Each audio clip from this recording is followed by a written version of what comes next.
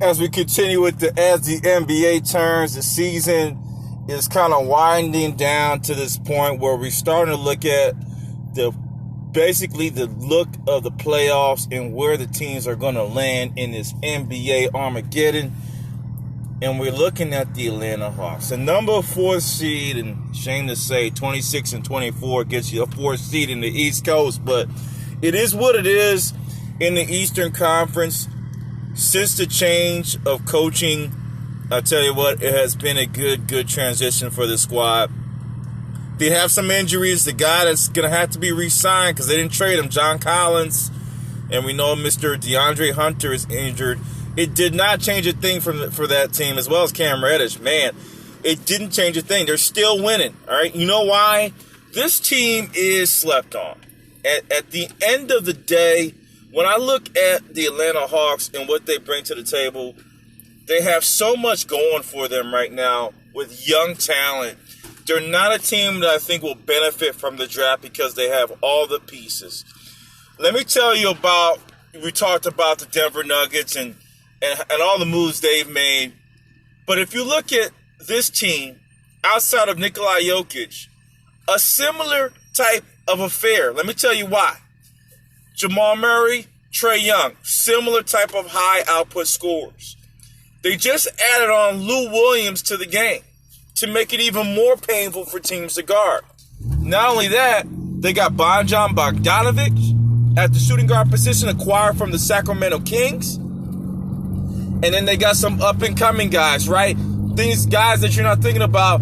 Kevin Huerter comes to mind, as well as my man, Cam Reddish. So they have a nice squad of talent that could possibly do something in this NBA. Add on to that, they got a stretch 3 in Tony Snell. The team is quite deadly. If everyone's hitting from a three-point perspective, they may be the scariest team on the East Coast from a three-point land outside of the Yankee Nets. I don't want to go there. The Brooklyn Yankees, whatever. Brooklyn, that they acquired everything they could. But anyway, this team is scary. Inside, they have the size and athleticism.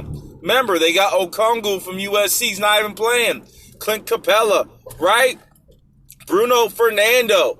All right, they got some size inside. So it is something that is quite intriguing. If they can start hitting on power, let me keep going. Power forward, you got John Collins and you got Nathan Knight. Nathan Knight is an extremely, he's Lamar Odom mixed with, he has so much talent. He's not even playing. All right, 6'10", 23 years old, still young. Guard position.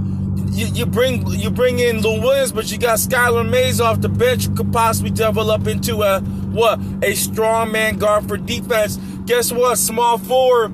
You got Daniel Gallinari, DeAndre Hunter, Cam Reddish.